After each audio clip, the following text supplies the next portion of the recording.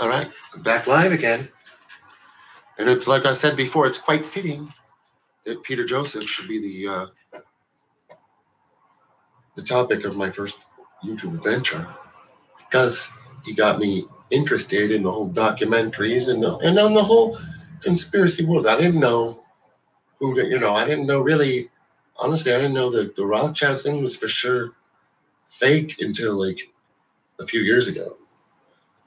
Because there are so many like documentaries, and I mean, I don't like to say I believed. I mean, I really didn't. I've been off that. But I've been fooled too, folks. That's what I'm saying is like, I don't think a lot of people thought like somehow Alex Jones might have been like somewhere on the up and up. And everybody like still thinks, a lot of them think that Lee Camp and Peter Joseph are on the up and up because they're playing the part that they're like real social activists concerned with the same types of issues. But in a lot of ways, or, we're going to see. And like I said before, Peter Joseph comes out of the whole conspiracy sphere, where I believe the first documentary he made was like sort of like what is like kind of a formula documentary. I don't think like he just like where he just come up with that like whole thing, the whole idea about the Federal Reserve and everything, and like no, because it's similar to other documentaries like that. I mean, I would have to like, that would be interesting, to research that, because you could probably find even like that's probably plagiarized, Lee Camp, it seems to me, I'm really like, I'm sorry to say, is like, I don't think he's like a real comedian. I think he's someone who, just hung around in comedy. Although, yeah, I just don't think his jokes land like at all. But then again, Bill Maher. Well, then again, Bill Maher to me is more a spokesman for the elite than like a real. I mean, he's actually. He actually said on his show he's actually a libertarian too. So, they're not necessarily like you'll find if you watch these two, the Peter Joseph video and this Lee Camp video, you'll find it's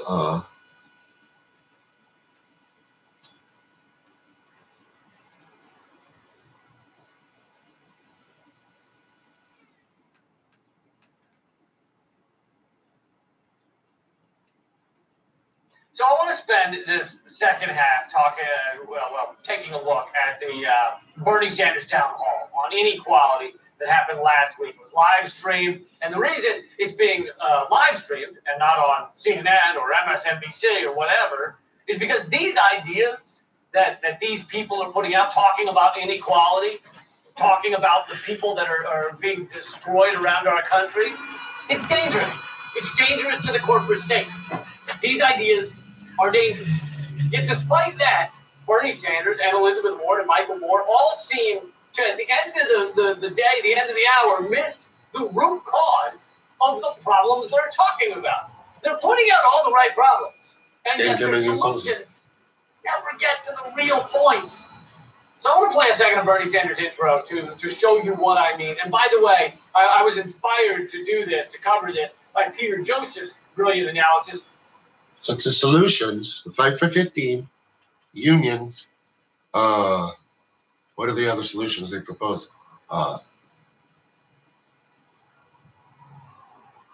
Medicare for all, free college, all of these, which I admit I would go further, but what they are not suggesting is going further through democracy. See, they're suggesting some other path other than not something like, oh, we need a job guarantee or something like, oh, we're real leftists or something. It's not like that. Of this same town hall, if you want to see that, just look it up online. Peter Joseph's critique of Bernie Sanders town hall. Okay, play Bernie's intro. Tonight we're going to take a hard look at why over the last 30 years, the middle class of this country has declined while oligarchy is on the rise. And why during those 40 years, over $13 trillion in wealth has been transferred from the bottom 99% for the top 1%. And why is that last 40 years that he's talking about? Because that was a shift in policy that like marked the Reagan era, the neoliberal era, you know. So let's see if, so that's what Bernie's talking about, which we all of us who are into this bullshit like all know. Let's see. Tonight we're going to talk about income and wealth inequality and what it means. What I said is let's see what Lee Camp says. If he's going to mention like the fact of that it has something to do with the policy of the last 40 years that Reagan implemented, the anti-unions, all the neoliberal bullshit. I mean, look at, I mean, if you don't know what I'm talking about, come on. Morally and economically, when 3 people in this country own more wealth than the bottom half. That's a problem, of right? America. Something we could do. We should do some of them, right? When the top 1%, when the top 1/10 of 1% now owns almost as much wealth as the bottom 90%. Okay. He's right. He's right. Those things are all knows he's right. true. And the difference between, say, Bernie Sanders and Hillary Clinton or the Democratic machine is I think Hillary Clinton is a completely corrupt sociopath warmonger who loves Wall Street, loves watching healthcare providers destroy people's lives. She's fine with all that. However, I believe that Bernie Sanders actually does care about his fellow. He's so unsmooth too. He can barely even say like a scripted thing. Can barely come out of his mouth in a coherent fashion. Fellow Americans, right? And I really don't believe his heart is in this either. I don't know. I don't think he really believes in far-rightism is the thing. I think he wants to think that people think he's like a good guy. In a lot of ways. I think he and Elizabeth Warren and Michael Moore do actually want to make life better for the people around them, the people in this country. But that does not mean... Such as the fight for 15 or 17 or 18 or 22. Such as healthcare, free college, such as the basic, all the basic progressive agenda of Bernie Sanders. They're willing to look at the true root of the problem, which is capitalism and the market economy. Oh, so it's capitalism, right? Wait a minute, what are you talking about, Dad? Okay, I mean, this is the revelation that Peter Joseph dropped on him. It's just so heavy. Okay. It puts every decision, capitalism puts every decision in terms of profit. All right, anytime a corporation or even an individual chooses to do. And what are they saying to do? They're saying to cut like capitalism off. In this case, they're saying to cut capitalism out of healthcare. They're saying to cut by doing it democratically. But what is he saying to do? What is Peter Joseph's solution? Is he really saying to? He's not saying to organize. He's not saying to protest. He specifically says not to protest or organize. I mean, I can find all that, you know, but I'm saying you got to look through it and you see like what his solution is in alternative. If you could find him actually saying that, yeah, I mean, he's against whatever Bernie's set of reforms is. He's against versus, which obviously they're called basic, like FDR type social democratic reforms that neoliberalism that Reagan rolled back in, you know, the Reagan Revolution about 1980 and the end of Carter's regime. Something that does not go towards profit, it's the outlier. It's a side effect. It's something that makes us all go, ooh, look at that. Why did he help all those people? That is strange. Take, for example, Flint, Michigan. They switched their water supply for profit to decrease costs. They don't tell people about the lead water, which they knew about long before any of us did, in order to minimize costs. They didn't tell people about it. They don't spend the money to repair the pipes because of costs, because of saving money. The EPA doesn't do anything either because they're largely, they've been captured by big business. Then, when the story finally breaks, when our media finally decides to cover it, some people go in and try to help out, right? For example, Cher donated bottled water to aid Flint during their crisis. She threw some, you know, I got you, babe, money on the problem, just threw some head on the problem to help those people. But that is the outlier. That is not the norm. That goes against the actual rules of our system. The system says you try to cut costs and make profit every. It wasn't just, actually, we know very well, if you know about the Flint water crisis, you know that it wasn't simply the system. You know that it was specifically a Koch brothers, which, like we had in the other video I just did, where Peter Joseph says, we should let the Koch brothers just run the system because we have a consistency problem. And we shouldn't try to, I just don't think it's like, it makes no freaking sense at all. We should not try to vote for, okay, let's start again. Step of the way. The corporations that do it well win. They win the game. Yeah, what I was talking about is the Flint water crisis. We know that it was the result of, and of course, like any right-wing ideologue will tell you that they had a black whatever city council at the time too, and they screwed things up too. But then again, we know that this is all related to the general export of these communities were ruined by also the neoliberal policies of like transporting jobs and crushing unions of Reagan. So we know exactly what killed Flint. The neoliberalism that killed it. We know all about it. Is that what he's talking about? Is he going to talk about the neoliberalism that killed Flint and led to a Koch-backed governor? Like Walmart or Amazon. The people that do that well, that go after profit, they get promoted. They get to the top of the company. The system says, fuck the other guy. The system says, work your employees until they collapse, like Amazon literally does. People literally collapsing in their warehouses. Or get your cocoa from slave labor in Africa like Nestle has done. That's the system. A really rich person donating to help people who have been crushed by the system is the opposite of how things are meant to work. It is the exception that proves the rule.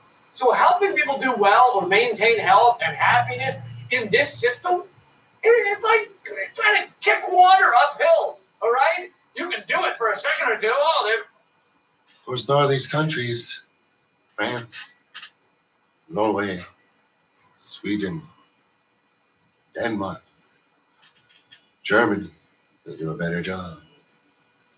They have a better distribution of wealth. And we could do even a lot more as far as because they really break up the big people. I mean, to me, that is part of the solution, which we could just say that we have a lot more power than he thinks collectively if we want to use it. I mean, to me, he's obviously trying to trick you into not using your collective power. Otherwise, why wouldn't you? There's a drip. Oh, I got one drip to go up that way. You can get a little bit, but you can't maintain it. Gravity isn't going to let that happen. And the gravity of the market system is towards profit over all else. Over life, over health, over happiness, over comfort, over sustainability. That's the gravity of our economic system. Yeah. And it's become more with the free market ideals that they pushed through. They got rid of the telecommunications. I mean, I watch all this crap all the time, so I know that they're talking about of course, I'll recommend Thomas Frank. He's the best to talk about Clintonian forms that only a Democrat could have passed because they were so fiendishly right wing, and it might be more of a rumor that he, of course, started out with the Democratic Leadership Council. But look at Hillary. She's connected, she's connected to the Goldmans and the Saxes of the world. Away from all those things. Let's see Elizabeth Warren talk about it. What this generational shift is about is a shift in this fundamental question about who this government works for and who it creates opportunity. And what I see so deeply wrong about these numbers is they reflect an America that works. God, it works! It works! For a thinner and thinner and thinner slice at the top. But that is the system! That means the system. People want higher taxes. He's not suggesting like maybe we should just like. I really don't think their money is legit. The fact that Bezos or these people have that much money, just to me. I mean, I know that is our system, but the only way we're ever going to get wrest that amount of power from these people, obviously, is through democratic means. I would say, and certainly in my lifetime. Otherwise, I mean, they will do anything to maintain their power. I mean, that's what's clear. They'll even hire a clown like this. System is working how it's intended to work. That is the market economy. That is not a fluke that it's working for a smaller and smaller number. This is the gravity of our capitalist system. It slowly amasses the wealth into the hands of 3 people. It slowly eats all the resources into. It does it. He's saying the system. This is just the system. There's nothing to do with these policies. This is what the system does. No. This is what the system has specifically become. Because of the specific policies and the specific,